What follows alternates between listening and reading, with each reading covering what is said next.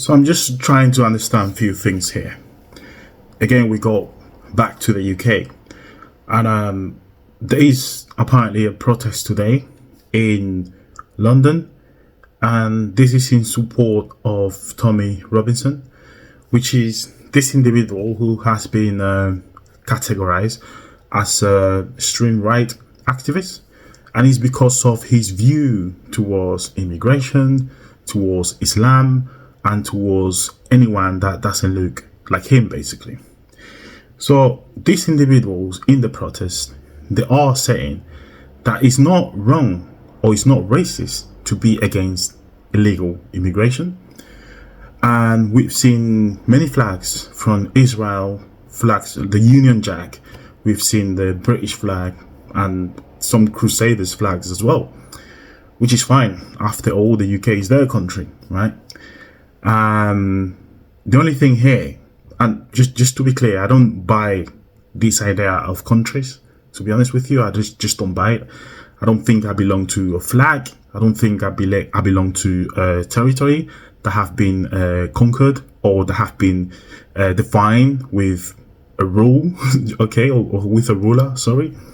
So what I'm trying to understand is why are these people supporting Tommy Robinson, and then they're talking about being against illegal immigration is not being racist, which to me it makes sense. The fact that you are against illegal immigration doesn't make you a racist person.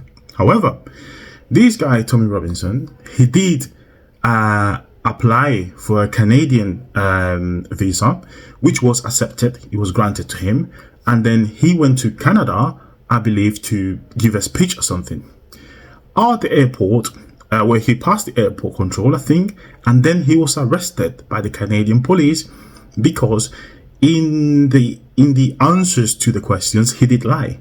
He did say that he didn't have a criminal record, therefore he illegally entered into Canada.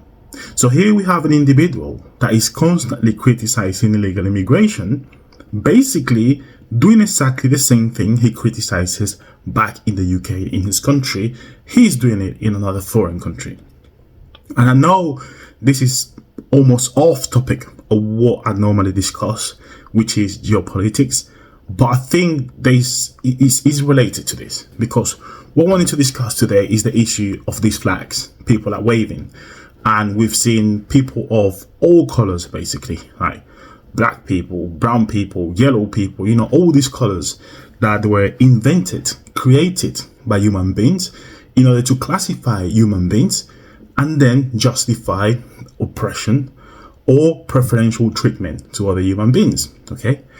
And basically this is the source of racism, if you think about it. It's just classification by your skin color. In many cases, skin color is not similar to that specific color, but still, like the British, the Spaniards, the Westerners basically created this idea of a skin color. It doesn't mean that people did not discriminate before based on that, but it wasn't clear rules like we're seeing today with racism, right? So I'll be categorized as a black person because my skin is brown. According to the color brown, I'm brown, therefore I'm a black person. If you're in South Africa, in apartheid South Africa, even if you're Chinese, you'll be categorized as a black person, okay? So the color thing is not really something that is linked to the color of your skin. It's just a social classification. And that's where I'm getting to.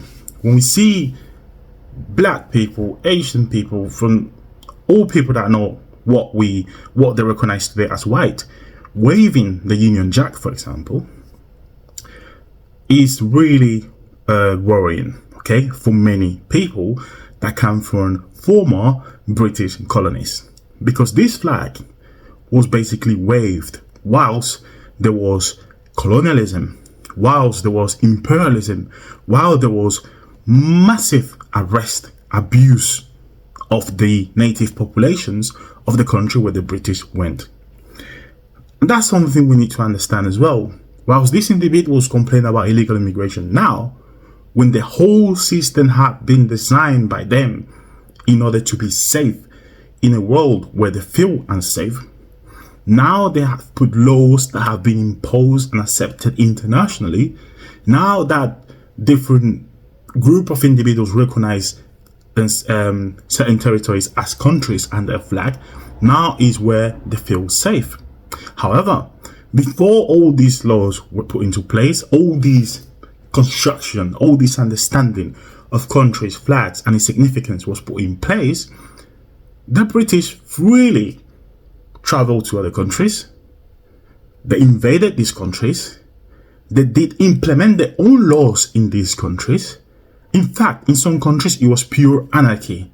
It was them imposing certain rules in the countries they conquered. Now, the opposite is taking place. Obviously, not with violence, as the British did back in the time. That's history. And it's history. It happened. That's it. And that's how things need to be analyzed. However, when you do your analysis about immigration or illegal immigration or mass immigration or immigration policies in this country, people need to take that fact into consideration. And I go back to the Union Jack flag, which was an imperial flag used to conquer many countries and impose fear in many people that lived in those colonies. Now, if you take the issue of Palestine and Israel, for example, the Palestinian flag is basically banned in many Western countries. It's just a flag, okay, that represents the country, and even certain attires that the Palestinians wear, cultural ones, they also ban in Western countries, or they don't allow people to wear them during a protest or even at work. Now, this is just symbolism. However, in the West, they linking that symbolism to terrorism, because Hamas in Palestine also uses the flag and these attires, cultural attires, to represent themselves. Therefore, if you are in the UK and you wave in a Palestinian flag, most probably they'll think that you're a supporter of Hamas. However, when the opposite happens, when you're in the UK and you wave in the Union Jack, which was used to impose all kind of injustices over many people for hundreds of years, they don't think the same way. They don't think that these people that come from these countries, which they are called now third world countries, because they are from different world, they're not from their world, okay? They're from a different planet, basically, okay? These people that come from third world countries, they don't understand why they see the Union Jack as a problematic symbol, as a problematic flag. So here we have two different ideologies, two different ideas, which are colliding in the same country, in this case, the United Kingdom.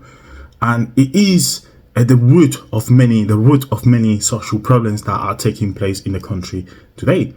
These protests supporting this guy, Tommy Robinson, which, under my opinion, okay, he could be considered an extreme right person, okay?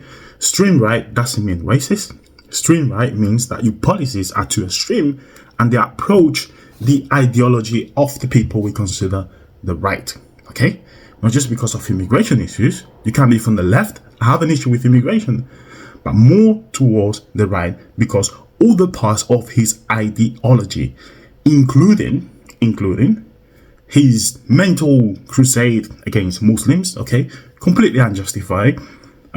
It's obviously impossible to stop. If you have people that follow Islam in your country, well, they're gonna be here anyways.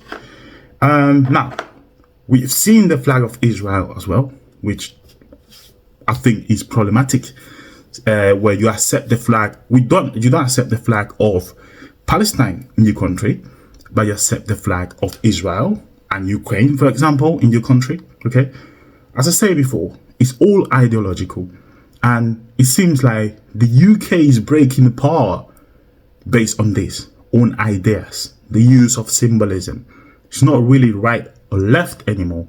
Now it's those that want to change because they think immigration is the problem. They don't think about the external policies. They don't think about sending billions to a country which is at war.